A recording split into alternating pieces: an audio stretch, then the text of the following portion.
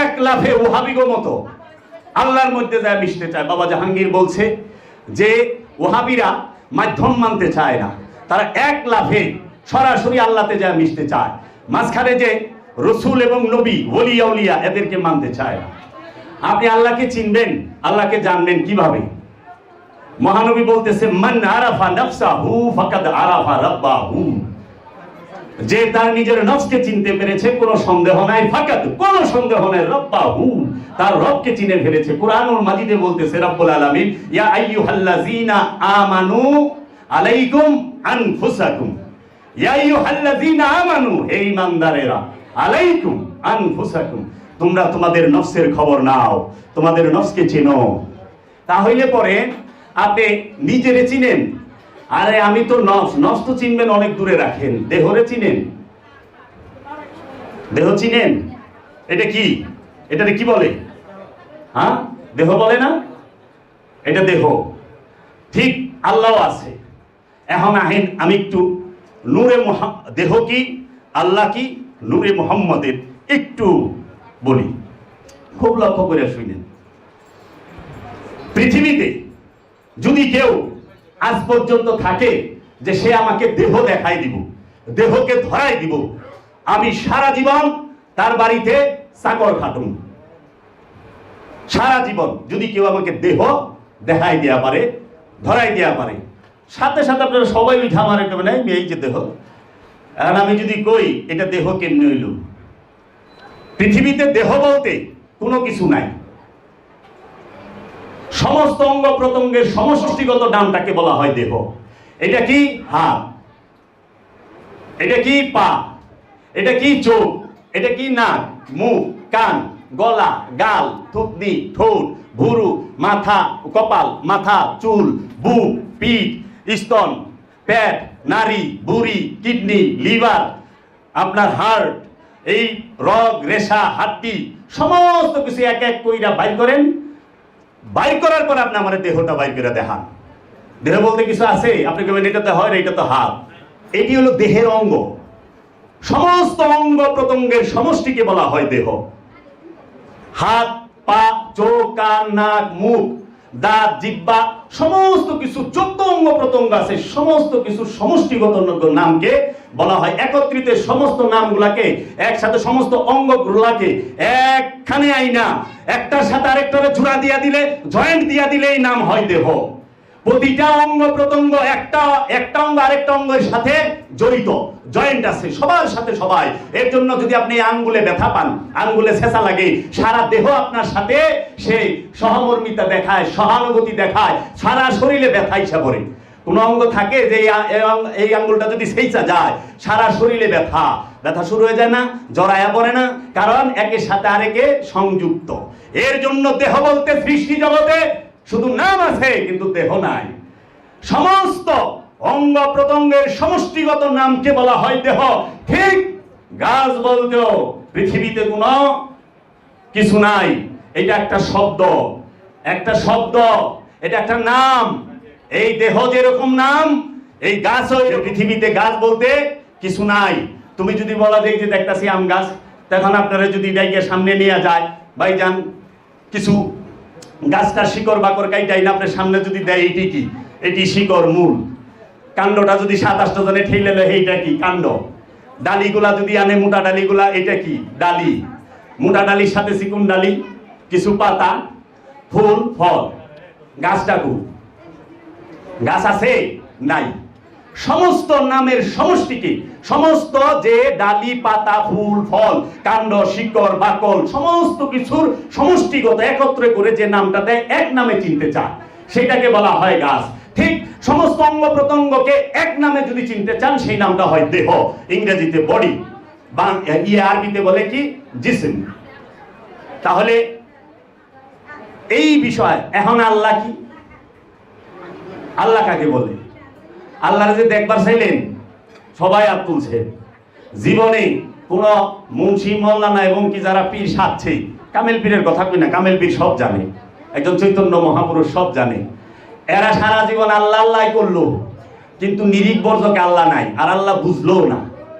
আল্লাহ হচ্ছে একটা নাম, আল্লাহ হচ্ছে একটা নাম। এটা একটা শব্দ। আপনারা তো শব্দের খেলা খেলবার লইছেন, নামের খেলা খেলতেছেন। আমি জিজ্ঞাসি আমি সালাদ শিখতে চাই, আমি সালাদ করব। সালাদ শব্দের অর্থ কি? যোগাযোগ, সংযোগ। আয়েশা বলল ওযু করেন, এটা তো সালাদ করার নিয়ম। পরে বলল সুজয়া খারান, নিয়ত বাঁধেন, এটাও সালাদ করার পদ্ধতি। আহেন উপরন, রুকু করেন, এটাও সালাদ করার পদ্ধতি। সূরা কেরাত পড়েন, এটাও পদ্ধতি, নিয়ম। আচ্ছা আহেন একদম অষ্টাঙ্গ একখানে করে সেজদা করেন, এটাও নিয়ম, পদ্ধতি। সালাদটাকেও আমি তো সালাদ করতে চাই, আমি যোগাযোগ সংযোগ চাই, আমি তো নিয়ম চাই না। আমি তো আপনার কাছে নিয়ম জিজ্ঞেস করি নাই, পদ্ধতি জিজ্ঞাই নাই।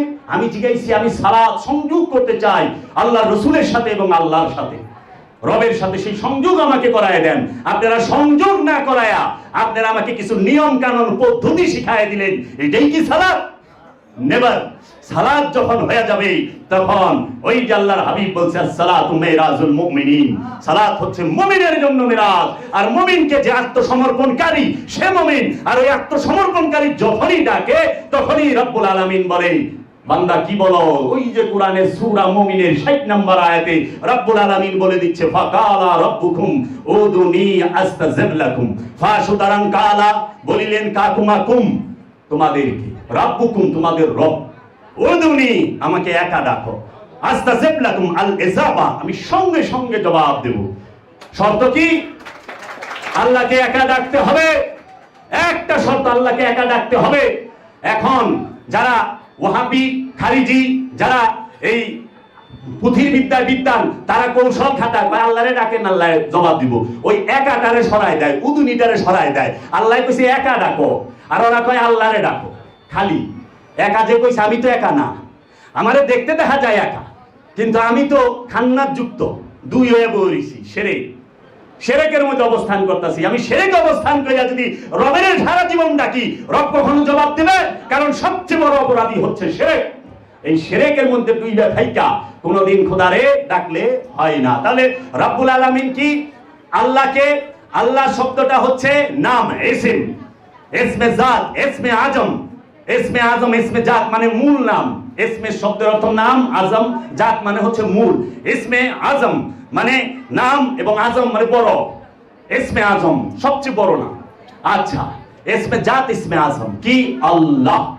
এই আল্লাহ কি? আল্লাহ হচ্ছে সমস্ত সিফাতের, গুণাবলীর সমষ্টিগত নাম। এখন সিফাত কাকে বলে? সিফাত কাকে বলে? বাবা জাহাঙ্গীরের কাছ থেকে যাইনা নেন। জাতের, ইসলাম দুইটা, প্রত্যেকটা জিনিসের দুইটা দিকে, একটা জাত একটা সিফাত। জাত হচ্ছে মূল, আর সিফাত কি? মূলের প্রকাশ এবং বিকাশ রূপকেই বলা হয় সিফাত। মূলের প্রকাশ এবং বিকাশকে বলা হয় সিফাত। যেই রকম এই দেহটা সিফাত, এই দেহের জাত কি? নফস। নফস না থাকলে সিফাত নাই, শেষ, গুণাবলী। নফসের জাত কি? নফস তো সিফাত, প্রাণ তো সিফাত। নফসের জাত হচ্ছে রূপ।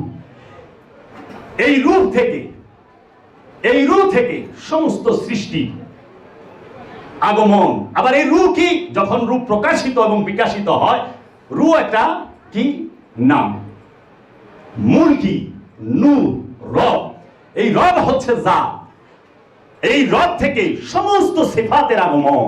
আবার সমস্ত সিফাত যখন একখানে হয়, সমস্ত অঙ্গ প্রত্যঙ্গ যখন এক হয়ে যায়, তখন নাম হয় দেহ।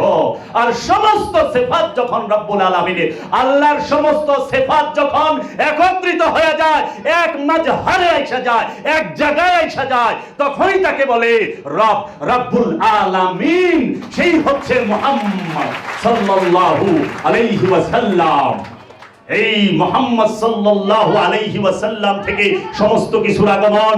আপনি মুহাম্মদ কি রক্ত মাংসের দেহকে মনে করেছেন?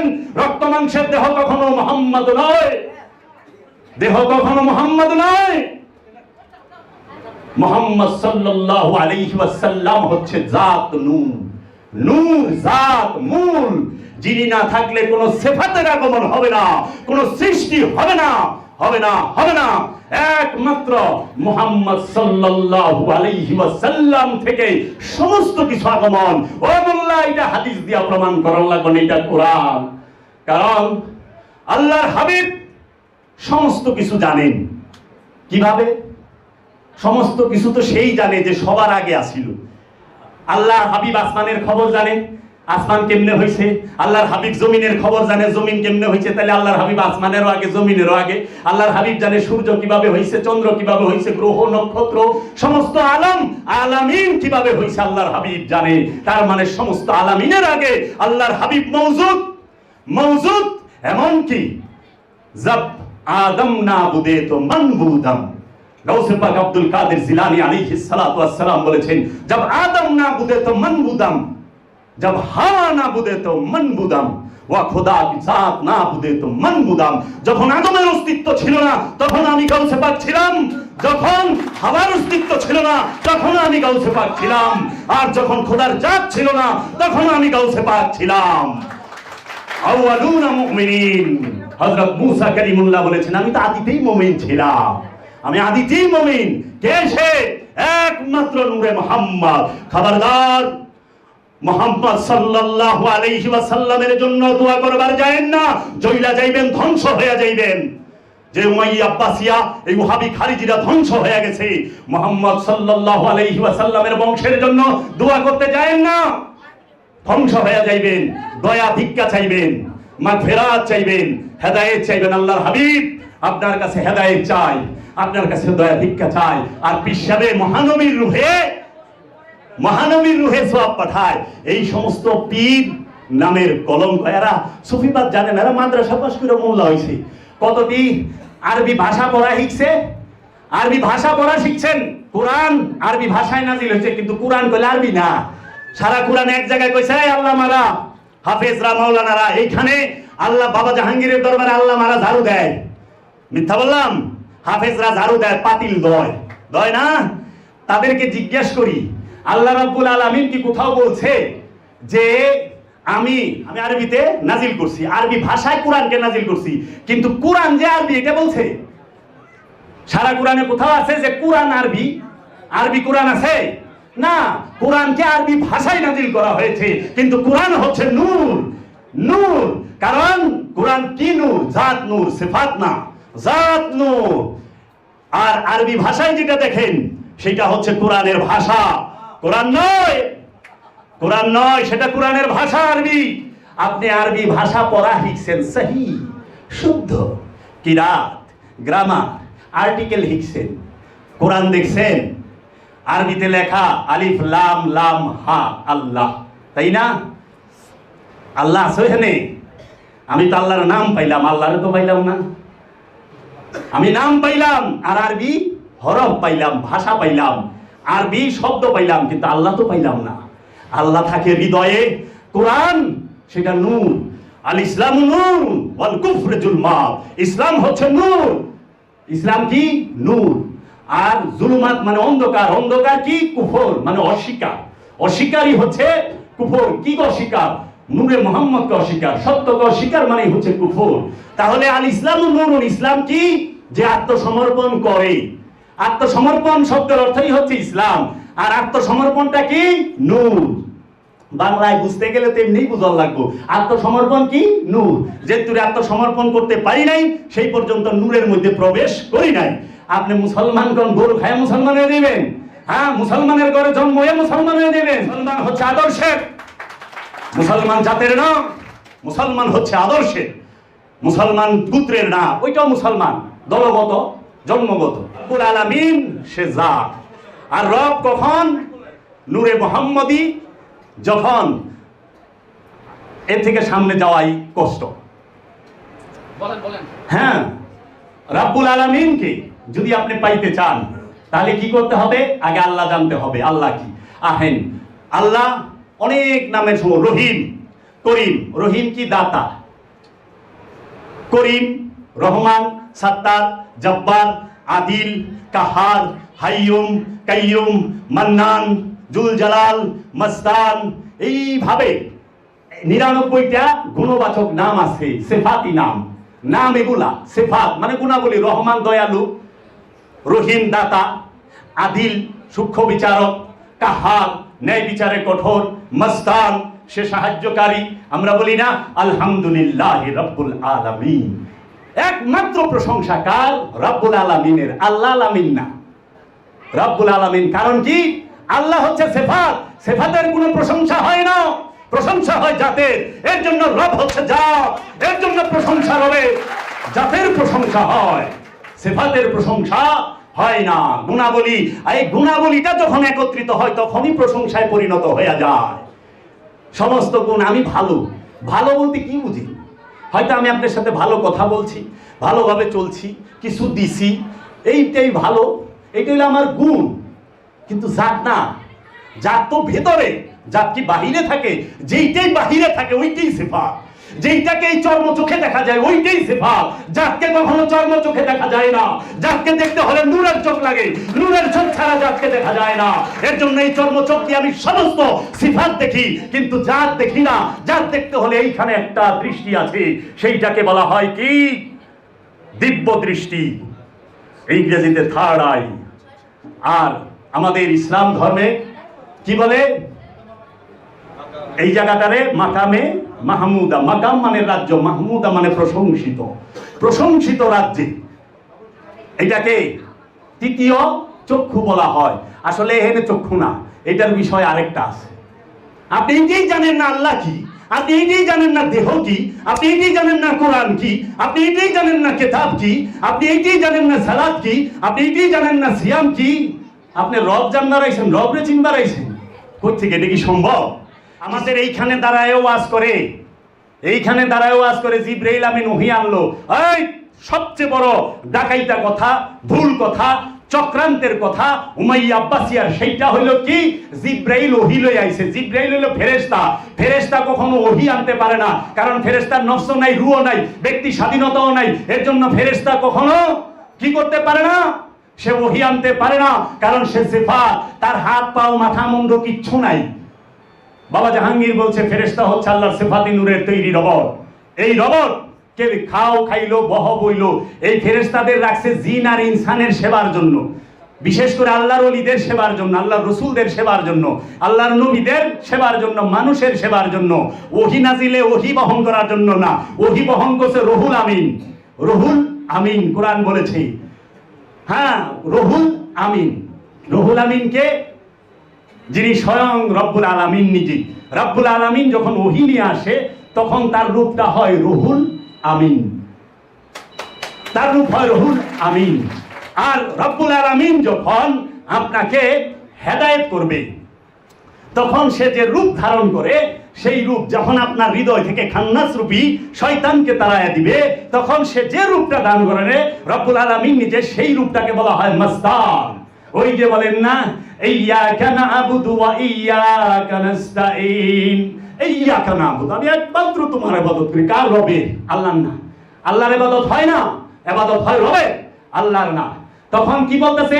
ওয়া ইয়্যাকা নাস্তাঈন, ওয়া এবং ইয়্যাকা নাস্তাঈন, আমাকে তুমি মস্তানি সাহায্য করো। এই মস্তানি সাহায্য কি? মস্তান কাকে বলে? মস্তান তাকে বলে যে নফস খান্নাস রূপী শয়তান মুক্ত, সে হচ্ছে মস্তান। এই মস্তান ছিল বাবা করিম মস্তান। তিনি বলেছেন আয় আমি শাহেনশাহ। কেন? সে শাহেনশাহ ঠিকই, কারণ আমার মতো পাপীর নফস থেকে সে যদি ইচ্ছা করে খান্নাস রূপী শয়তানকে তাড়িয়ে দিতে পারে যে কোনো মুহূর্তে। এর জন্য সে বলছে আমি শাহেনশাহ, কারণ আমি তো তোরে মুক্তি দিব, এছাড়া আর কেউই নাই, এছাড়া কেউ নাই। এর জন্য মস্তানি রূপ। যখন আল্লাহ শয়তান থেকে একটি নফসকে, একটি মানুষকে খান্নাস রূপী শয়তান হতে মুক্ত করে, তাকে বলা হয় মস্তান। আর রহিম কখন? দাতা। কি দান করব? কি দান করব? খান্নাস রূপী শয়তান থেকে কিভাবে মুক্ত হইতে হয় সেই ফর্মুলাটা দান করে দিব রহিমে। রহমান সে সাধারণ দান করে, মুক্ত করিয়া দিব। রহমান সে সাধারণ দান করে। রহমানের দানের ভিতরে আস্তিক নাস্তিক, ইহুদি খ্রিস্টান মুসলমান বৌদ্ধ তাও যে আল্লাহরে মানে সেও আছে, যে মানে না সেও আছে। ফেরাউন রহমানের আওতার ভিতরে, নমরুদ রহমানের আওতার ভিতরে। এর জন্য আবার মনে করেন না ফেরাউনের সাথে আল্লাহর সম্পর্ক বালা, নমরুদের সাথে আল্লাহর সম্পর্ক বালা না। আল্লাহ তো রহমান, তিনি দয়ালু। তিনি ফেরাউনের বাতাস বন্ধ করে নাই। বাতাস বন্ধ করলে ফেরাউন বুঝতো ও খোদা নাকি, এক মুহূর্তের লেগে বন্ধ করে দিলে। খোদাই করে না, কারণ সে তো রহমান। আর ওইল ইনসান, ইনসান অকৃতজ্ঞ, ইনসান অকৃতজ্ঞ। কোরআন বলতেছে ইন্নাল ইনসানা খুলিকা হালুওয়ান, আমি ইনসানকে সৃষ্টি করছি লোক দিয়া। মানুষ অকৃতজ্ঞ, মানুষ জাহেল, মানুষ কৃপণ। আরে আপনার গুণের শেষ নাই, সেটা হলো বদগুণ। মানুষের যতটি গুণ আছে সবটি গুণ হলো বদগুণ।